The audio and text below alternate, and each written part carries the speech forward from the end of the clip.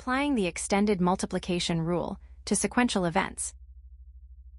Hello everyone, welcome back to our lesson on probability. Now, in our previous lessons, we spent some time establishing the multiplication rule specifically for cases involving just 2 or 3 events.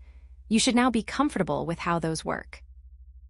In this new subsection, we are going to expand our horizons and explore how to apply this very same rule to a much longer sequence of multiple events. This is a powerful tool to have, especially when we look at real-world scenarios. Think about situations where events happen one after another in a specific order, and crucially, where the outcome of the first event actually changes the probability of what happens next. By the end of this session, you'll be able to navigate these complex, changing sequences with ease. Understanding sequential events.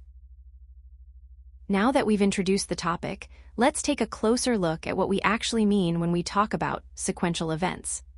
As the title suggests, sequential events are simply events that happen in a specific, chronological order, one after another.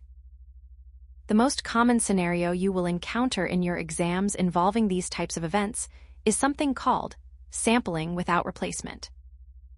Now, don't let that term intimidate you. It just means that once we pick an item from a group, we do not put it back before the next pick. Think about the consequences of that action. Because we aren't replacing the item, the total number of available items, which we call our sample space, decreases with every single draw. Furthermore, if we picked an item of a specific type, the number of items of that same type remaining in the group also decreases. This is a crucial point to remember because it creates what we call a dependency between the events. In other words, what happens in your first draw directly changes the probabilities for your second and third draws. This dependency is exactly why we can't just use simple multiplication, but instead need the extended rule we are about to see in the next slide. Extended multiplication rule for sequential events. To find the probability of a sequence of events, let's call them E1, E2, E3, all the way up to En.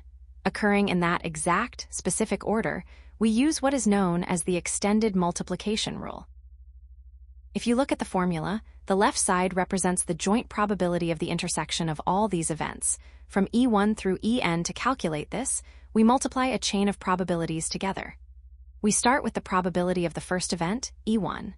Then, we multiply by the probability of E2, given that E1 has already occurred. Next, we multiply by the probability of E3, given that both E1 and E2 have occurred. We continue this pattern for the entire sequence, until we reach the final term, the probability of En, given that every single preceding event, from E1 all the way to En-1, has already taken place. Now that we understand how sampling without replacement creates dependency between events, let's look at the mathematical formula that allows us to calculate these probabilities. Essentially, this formula is a mathematical way of tracking how the probability changes step by step as we move through the sequence. In the next slide, I will show you a practical, step-by-step process you can use to apply this formula to any problem. Step-by-step process for calculation. Now that we understand the theory behind the extended multiplication rule, let's talk about how to actually tackle these problems in an exam or a real-world scenario. I don't want you to just look at the formula and feel overwhelmed. Instead, I want you to follow a consistent, logical 6-step process. First, you need to identify the sequence. Don't rush into calculations. Clearly define each event in the exact order it is stated in the problem, for example, labeling them as Event 1, then Event 2, and then Event 3. Second, calculate the first probability. You'll find the probability of the first event, which we write as P of E sub 1, based on your initial sample space before anything has been removed. Third, this is the most critical step. Update the sample space. You must mentally assume that the first event has already happened. This means you need to adjust your total number of outcomes and also check if the number of favorable outcomes has decreased. Fourth, calculate the conditional probability. Now, find the probability of the second event given that the first has occurred. In mathematical terms, we express this as P of E sub 2 given E sub 1. Fifth, repeat for subsequent events. If your sequence is longer than 2 events, simply continue this pattern.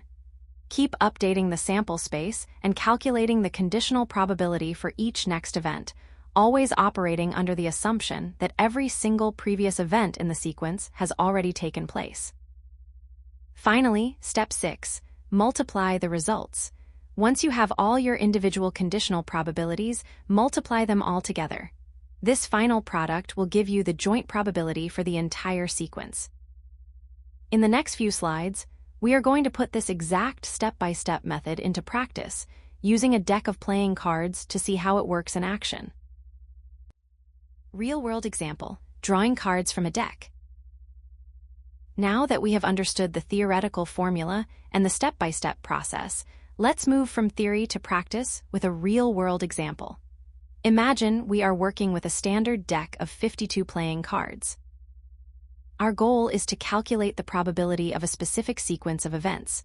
We want to draw 3 cards, one after another, without replacing them back into the deck. Specifically, we are looking for the probability that the first card we draw is a king, the second card is also a king, and finally, the third card we draw is an ace.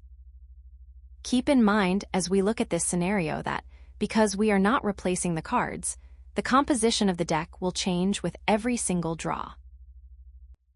Step-by-step solution for card example. Now that we have our scenario, drawing 3 cards without replacement to get 2 kings followed by an ace, we need to move into the actual calculation. The very first step in any probability problem is to clearly define our events so we don't get confused later on. Let's assign some labels. First, we'll let K sub 1 represent the event where the first card we draw is a king. Next, let K sub 2 represent the event where the second card drawn is also a king. Finally, let a sub 3 represent the event where the third card drawn is an ace. By defining them this way, we can clearly state our ultimate goal. We are looking for the probability of the intersection of these 3 events, which we write as the probability of K sub 1, intersection, K sub 2, intersection, a sub 3. In simpler terms, we are calculating the probability that all 3 of these specific outcomes happen in this exact sequence. In the next slide, we'll start breaking down the actual numbers for each of these individual parts. Probability calculations for card example. First, let's look at step 2, where we find the probability of our very first event, which we've labeled as K sub 1. At the start of our experiment, we are working with a full, standard deck.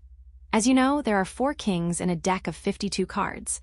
Therefore, the probability of K sub 1 is 4 over 52. Next, we move to step 3. This is where the concept of sampling without replacement that we discussed earlier becomes crucial. We are now looking for the probability of the second event, K sub 2, given that the first event, K sub 1, has already occurred. Because we did not put that first king back into the deck, the composition of the deck has changed. We now have only 3 kings remaining, and our total number of cards has dropped to 51. So, the conditional probability of K sub 2, given K sub 1, is 3 over 51. Finally, let's look at step 4, where we calculate the probability of our third event, a sub 3, which represents drawing an ace, given that both the first and second cards drawn were kings. By this point, 2 cards have been removed from the deck, meaning our total sample space has decreased to 50 cards. However, since the first 2 cards were kings, we haven't touched the aces yet, so all 4 aces are still available. This gives us a conditional probability of a sub 3, given the intersection of K sub 1 and K sub 2 of 4 over 50. Now that we have clearly defined our 3 events in the previous slide, let's move into the actual calculations. In the next slide, we will take these individual pieces and combine them using the extended multiplication rule we learned earlier. Applying the extended multiplication rule to card example. Now that we have calculated the individual probabilities for each draw in our sequence, we move to step 5, where we bring everything together by applying the extended multiplication rule. As you can see on the screen, we want to find the probability of the intersection of our three events. The first card being a king, the second being a king, and the third being an ace. To do this, we multiply the probability of the first event by the conditional probability of the second event, given the first has occurred, and then multiply that by the probability of the third event, given that both the first and second events have already taken place. In mathematical terms, the probability of K1 intersection, K2 intersection, a 3 equals the probability of K1, times the probability of K2 given K1, times the probability of a 3 given K1 and K2. By substituting the specific fractions we calculated in the previous slide, our formula becomes the probability of K1 intersection, K2 intersection, a 3 equals 4 over 52, multiplied by 3 over 51, multiplied by 4 over 50. This setup is the crucial bridge that leads us directly to our final numerical calculation in the next slide. Final calculation for card example.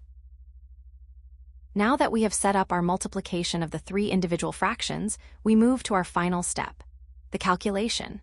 To find the joint probability of drawing a king, then another king, and finally an ace, we multiply the numerators together, 4 times 3 times 4, which gives us 48. Then, we multiply the denominators, 52 times 51 times 50, which results in 132,600. This leaves us with the fraction. The probability of the intersection of event K1, event K2, and event A3 equals 48 over 132,600. To make this number more manageable, we simplify the fraction, arriving at our final answer, 2 over 5,525. As we move to the next slide, I want you to pay close attention to how we arrived at this number, because it is very easy to make small errors in the numerator or denominator during this process. Common mistakes to avoid. Now, before we wrap up our lesson, I want to pause and discuss some common pitfalls. Even when you understand the theory, it is very easy to make small errors that change your entire result. First, watch out for forgetting to reduce the denominator. This is perhaps the most frequent mistake I see. When we are dealing with without replacement problems, just like we saw in our card example, the total sample space is constantly changing. You cannot keep the total number of outcomes constant, such as using 52 for every single draw. Remember, every time an item is removed from the group, the denominator must decrease by 1 to reflect the new, smaller sample space. Second, be very careful with incorrectly updating the numerator. It is easy to get into a rhythm of decreasing the top number, but you must pause and check if the event you are currently calculating is the same type as the previous one. For instance, if you are drawing a king and then another king, the numerator decreases because there is one fewer king available. However, if you are drawing a king and then an ace, the number of aces remains at the full count of 4.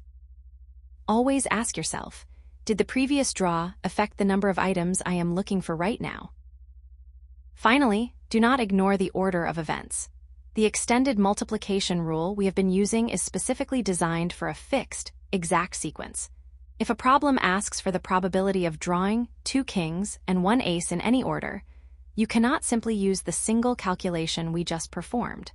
That would require a different approach, where you would need to calculate all the possible different sequences and sum them together. Keep these 3 points in mind as you practice, and you will avoid the most common traps in probability. Key takeaways. All right, we have reached the end of our lesson. Let's take a moment to recap the key takeaways from today's session to ensure you have a solid grasp of the extended multiplication rule. First, let's remember the concept of sequential dependency.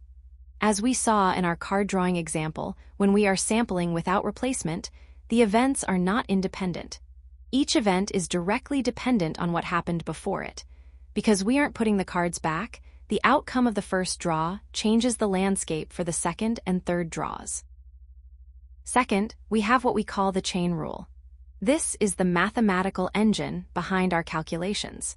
To find the joint probability of a whole sequence occurring, you simply find the product of the initial probability and all the subsequent conditional probabilities that follow.